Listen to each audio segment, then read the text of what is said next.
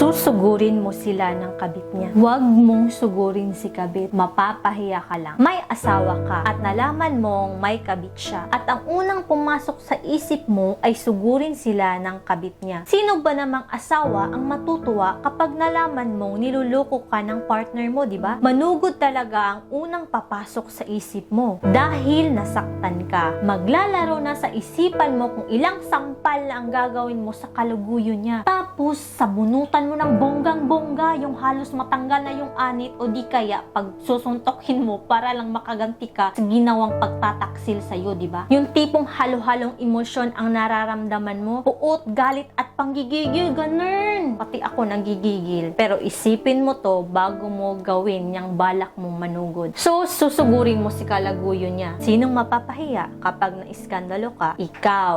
At mas lalo kang mapapahiya kapag harap-harapan na niyang sinabi o ipamukha sa'yo na pinipiling niya yung kabit niya kesa sa'yo. Kaya pag-isipan mo munang mabuti ang bawat aksyon na gagawin mo. Kasi kung mahal ka talaga ng asawa mo, bakit siya maghahanap ng iba? I don't want to be biased sa opinion ko na to. Ika nga, it takes two to tango, diba? Kung galit ka sa kabit, mas magalit ka sa partner mo. Kung sa tingin mo na masama yung kabit niya, mas masama yung partner mo. Kasi alam na nga niyang may pamilya siya, papatol pa sa iba or vice versa. Lahat ng yan, choice nilang dalawa yan. Kung alam mong mahinang nilalang ka sa mundo at lapitin ka sa tukso, ikaw na mismo ang umiwas. Hindi yung ikaw pa mismo yung gumagawa ng paraan para masira yung pamilya mo dahil dyan sa libog mo. Huwag tayong maging one-sided pagdating sa ganyang sitwasyon. Dahil sa umpisa pa lang, alam na ng partner mo na mali, pero mas pinili pa rin niyang ipagpatuloy kasi choice niyang magloko. Diba? Ika nga sa Matthew chapter 5 verse 28, "But I say to you that everyone who looks at a woman with lustful intent has already committed adultery with his heart."